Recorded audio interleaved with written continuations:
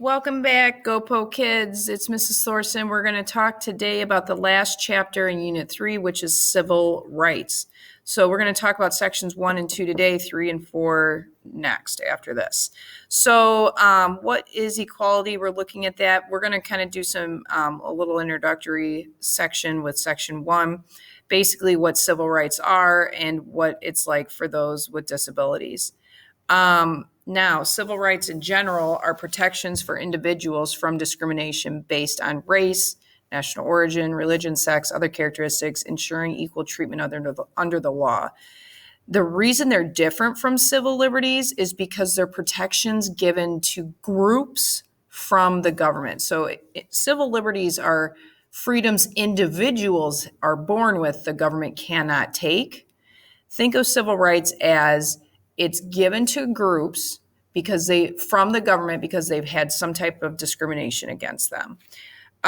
One group that we're looking at in the introductory is Americans with disabilities. So public buildings and facilities, I don't know if you guys realize this, didn't always have accommodations for those with disabilities. And because of a series of protests, legislation was passed. The first law to prohibit discrimination against Americans with disabilities was in 1973 with the Rehabilitation Act. But the big one, the big dog, that was one of the most controversial yet greatest pieces of legislation would be the Americans with Disabilities Act. Now, it did a lot of great things. It said, you can't discriminate against those with disabilities in employment, buying goods and services, participating in government programs. The reason people found it controversial was because the federal government made this law and they told the states, you have to implement this law and we're not giving you any money for it. So some of the things that they implemented, it was easier access to those with disabilities. So we have, if you've ever noticed, wheelchair ramps at buildings or elevators inside of buildings that don't have, or chair lifts or larger bathroom stalls in public restrooms, or where you push the door and it opens. Those all are examples of why that came from the ADA, from the Americans with Disabilities Act. But it was an unfunded mandate. It was something the government says you have to do this, and we're not giving you money for it. So it did a lot of great, but the states were a little reluctant just because of the money. So how does the Americans with Disabilities Act illustrate tensions between civil rights and federalism? Because the government made them do it without money.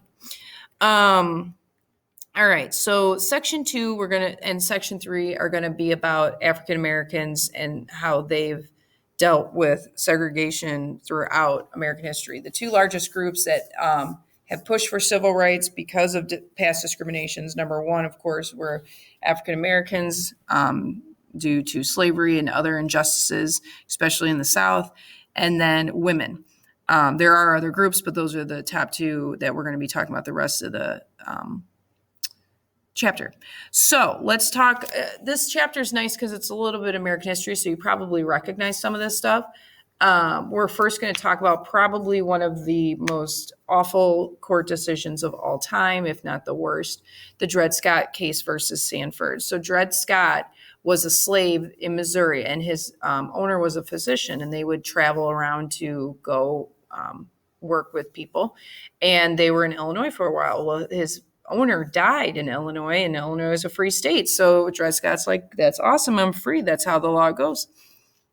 But Sanford's brother-in-law, the doctor's brother-in-law, called and said, no, I'm the owner. I inherited him. So it went to the Supreme Court, and it's like, doesn't Dred Scott have the right to be a free man?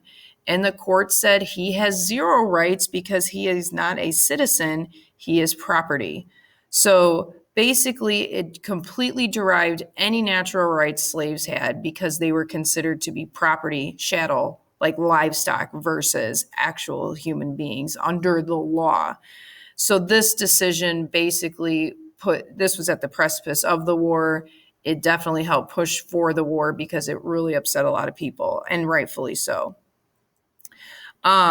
Another fight against segregation. It wasn't, see, the Emancipation Proclamation was one of those things where it did free slaves, but it was a military strategy. It really wasn't a moral strategy, because Lincoln only freed the slaves in the rebellious states. So there was still slavery allowed in the border states that stayed with the North that had slavery, and then the Tennessee and New Orleans area, because they were taken over by the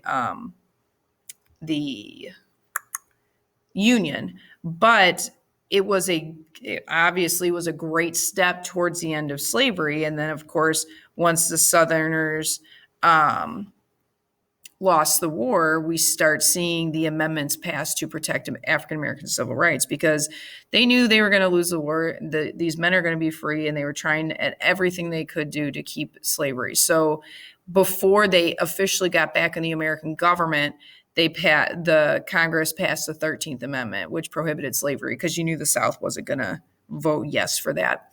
And then after that, we see the passage of the 14th and 15th Amendments. So the 14th Amendment, the most important amendment in the Constitution, said this: if you are born in the United States or naturalized in the United States, you are a citizen of the United States and you are protected. You are protected under the Equal Protection Laws and under the Due Process Clause. So both of those, due process covers all civil liberties. You have the right to freedoms and to your life, liberty, and property in a fair, equal way. That's due process. That's civil liberties. The Equal Protection Clause is protecting your civil rights. You have been, it has been used to protect civil rights of Americans all over the place. And so the reason the 14th Amendment is so important, and this is what I said in section 1 of chapter 8, is because it protects both civil rights and liberties, and says if you're born here or naturalized, you're a citizen. That was the thing that Dred Scott took away from the slaves at the time. So this was to reinstate that. And then the 15th Amendment said all men can vote regardless of race, so that granted universal male suffrage, or suffrage is the right to vote. But guess what, guys? The South can make their own laws. It's a federal system. So they did, and they made Jim Crow laws. They were bitter about African Americans being free. They still saw them as inferior. So they undermined all of these Reconstruction amendments, as they're known, and they basically made laws that said you will be segregated and treated Black Americans like garbage in the South. Not only did they enforce segregation, meaning like black and white drinking fountains, black and white entertainment, black and white transportation, black and white schools, but they also suppressed their vote. Yeah, they got the vote with the 15th Amendment, but they would do things like poll taxes and literacy tests and the grandfather clause. And of course, just violence, using violence to strike fear into the hearts of not only African Americans, but those who they called scalawags, who were supporters of African Americans in the South. So the court got a case known as Plessy versus Ferguson, which I'm sure you've heard of. And in this case, this was like kind of are these Jim Crow laws constitutional or not? It finally came to a head. Obviously, it was a problem. So here's what happened. They upheld the Jim Crow laws. They said separate but equal is constitutional. And so what's the background story? Well, with Plessy versus Ferguson, Homer Plessy was actually 1/8 Black. But in the eyes of the South, if you are any Black under legal terms, you are all Black. And he was arrested because he was riding a white railway car, and he was supposed to be in the Black car. And they basically said, this is violating my rights under the 14th Amendment. And they said, no, as long as there's equal facilities, it's fine to do that. So that became the precedent for about 60 years. So basically, it just solidified the South's Jim Crow laws even more. But we all know that even though there might have been equal in quantity facilities, they definitely were not equal in quality. So this became legal. The segregation was completely legal, and they separated by law, also known as de jure segregation, Blacks and whites in the South. And so it started to get challenged. So Thurgood Marshall, who was a member of the Supreme Court, and even the NAACP started to challenge this. They said Plessy versus Ferguson is wrong. And where do we see this at the absolute worst? In schools. So they said, let's target schools. Let's go after these bad schools in the southern states. So they did. So in the case of Brown versus Board of Education, ironically enough, it was in Kansas, not in like a heavy southern state, deep south, as you will. Oliver Brown wanted to enroll one of his daughters in an all-white school because it was closer to their house, but they were denied because of the separate but equal precedent set by Plessy. So they got the help of the NAACP. They lost in state court, took it all the way to Supreme Court. And they had this thing called the Dow study. It was actually pretty interesting. They used this to help make their case in the Brown versus Board of Education. It kind of helped them win. It kind of helped the plaintiffs win in this case. So what they did is they said they did this study where they showed the study for there's a research where they would put white and black baby dolls in front of African American girls, and they would typically take the white one, and they basically use this to strike up empathy with the justices to say it's doing harm, that they think that white is better. And so Chief Justice Earl Warren said, yeah, you're right. This is doing harm to the kids. Separate but equal is unconstitutional. And it was unanimous. And they said, this is we're getting rid of this precedent that was set by Brown versus Board. Well, of course, the South resisted it. Anytime the Supreme Court makes a decision, I've told you this before, there's no magic wand that automatically makes it happen. So they said, you got to get this done like right now. They literally said, with all deliberate speed, get it done now. But the southern states are like, nah, I don't really feel like it. But the thing is, they were trying to still figure out ways to get around it because their de jure segregation, their segregation by law, was now found unconstitutional. So this is when we start seeing de facto segregation, where they're like, fine, if you won't, a lot of these southern whites that were resisting this, they're like, if we can't make the laws that separate, we'll just move away from Black people. And that's when we see what they call white flight, where a lot of white people were moving away from like mixed neighborhoods or predominantly Black neighborhoods. It's de jure or just de facto means by practice. So it's like you can't legally get in trouble for it, but it still is a form of segregation. So there's ways that the government tried to help fix this, and they did it with this policy of affirmative action. So they're like, okay, we're still seeing problems with segregation. We're still seeing problems with racism. How do we fix this? So they thought, okay, let's do this.